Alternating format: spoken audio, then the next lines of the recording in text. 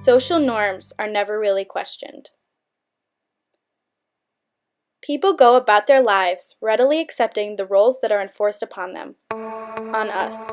Our culture is overrun with stereotypes and prejudices, and there's a constant struggle between trying to fit in and trying to stand out. Both are desired. Everyone is categorized into a specific role in society, whatever it may be. If we do not fit into that mold, we are ridiculed and pushed in there anyway. If we do fit the stereotype, we are taunted for being stereotypical and are shoved deeper into the mold.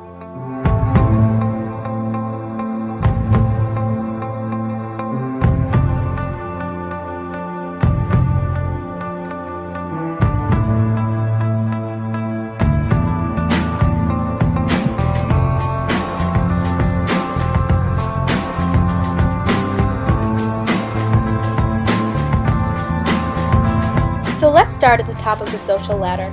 Women. Now I'm only a teenager, if you can't tell by my voice, but pretty much every woman in my life is powerful and independent. They say that women are the workers, and men are the ones who care for the children. Men belong in the kitchen. It's a fact of life.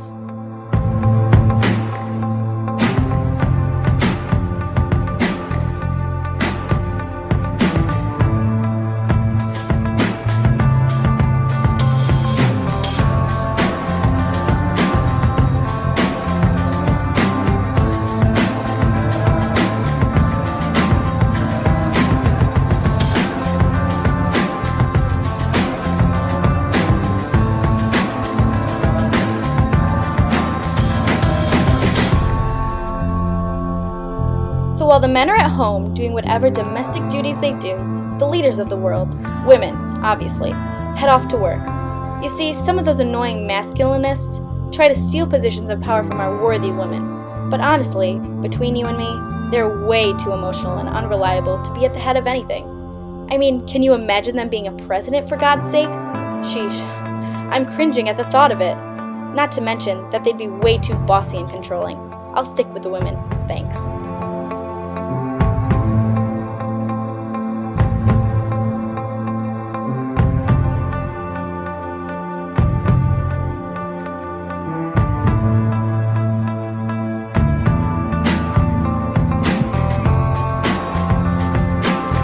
Instead, we place the men in inferior jobs.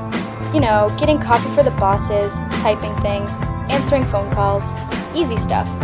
Us women work so hard to make our companies and ultimately our country great, and we don't need any man screwing it up.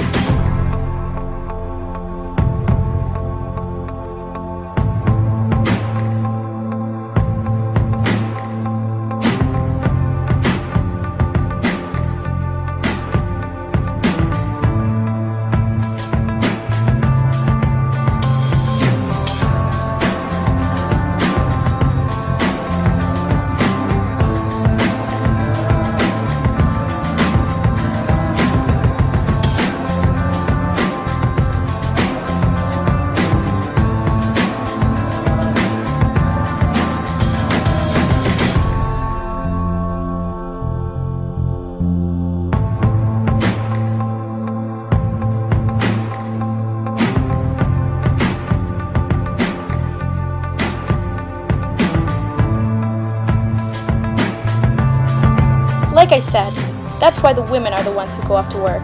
Men stay home and run errands, and we hire babysitters to watch the kids. I'll admit that there are girl babysitters, but honestly, most of us are way too rough and insensitive to the children's needs. We just don't know how to deal with and care for them. Or at least, that's what my mom tells me. Personally, I don't mind them. I really don't. But everyone says that the boys are the babysitters, so I've never tried it. I'd probably be bad anyway. We all are, like I said. Boys are the sensitive ones. That's why they're so good with kids. But that's also why they're so impacted by what everyone wants them to be. Or at least, I think. You see, there are so many expectations, I guess you could call them, that are forced on teen boys. Younger kids too. But I don't think they really notice them. As we get older, we're more aware of what goes on around us, I guess. So the boys present themselves and act the way they're told to. Be artsy, kind, not too timid, but not too bold. No, definitely not too bold. Acting like a gentleman, everyone calls it. Sit quiet, don't bother anyone, be passive, that kind of stuff. And another thing, there are specificities in what they should look like too. Everyone tells them to be attractive, fit, and stylish. If they're not, then they're not considered to be appealing, or an ideal gentleman. I mean, don't get me wrong, us girls have a lot of expectations to live up to as well, but I think that the boys' expectations are broadcasted a lot more and are kind of shoved into their faces constantly. It's sad, really. There's this boy at my school who doesn't follow what everyone tells him to do, and I think it's pretty awesome, honestly. He doesn't care if he isn't the best dressed boy in town, or if maybe he's a little less quiet than he's expected to be. Quite frankly, it seems that he thinks it's all rather trivial. I know what you're thinking. Is he one of those people who judges others for being stereotypical? But I don't think so. I think he just recognizes that for him, all that stuff isn't necessary. It's not who he is. So that's me, in all my glory. You finally met your beloved narrator. Am I what you imagined? Probably not. A lot of people tell me that my voice doesn't match my physical appearance. Who knows why? Anyway, like I said, us girls definitely do have quite a lot of expectations to fulfill.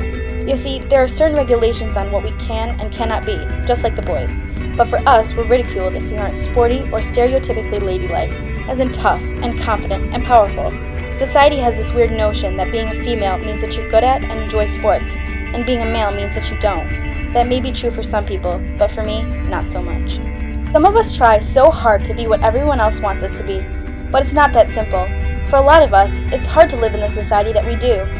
We don't have the same interests as others around us, and we feel like an outcast. We're treated like an outcast, which is wrong, I think. It's okay to be sporty, and it's okay to be artsy, and it's okay to be neither one. I just wish someone had told me that when I was younger. My little sister is awfully ladylike, and I wonder if that's because that's who she is, or because she's been brainwashed into being that way. Who knows? Either way, I hope that I'll be able to teach her that she can be whoever she wants to be it artsy, sporty, neither, or both of them, or maybe something else entirely.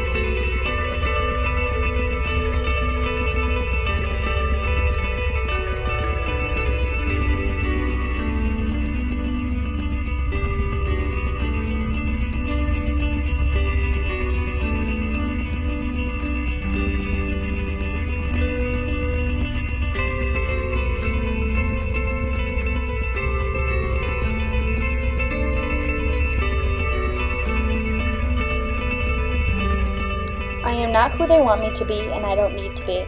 But anyone and anything that's not exactly like them scares them, is a threat. So lucky for me, I won't be alone all my life, because they will be there, every step of the way, pushing and prodding me back into place, back into line, so I will look like them and act like them and think like them and feel like them and be like them. But I am not a broken gem that needs to be fixed. If I am broken, it is on my own terms, because I am free and different, and I don't need to be like them. I don't need to be like them. I know I will struggle to remember this, and even now I don't believe it. Maybe I will never know that I am a person, not a doll. I don't need someone to dress me and do my hair. I can do it myself if I want to. But I don't need to. And I think it's important to remember that it's okay to be like them, but it's also okay to not be like them. And if I eventually change my mind, I can do that, because if I don't allow anything to define me, then nothing will. I will define myself, and I can change myself. If I want to. If I need to.